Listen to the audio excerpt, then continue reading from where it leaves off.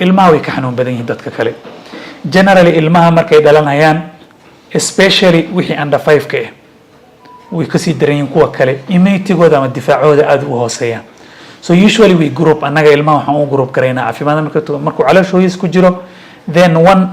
markuu dhasho up to 1 month then from 1 month up to 6 months then 6 months 1 year then under 2 years then up under 5 years then under 15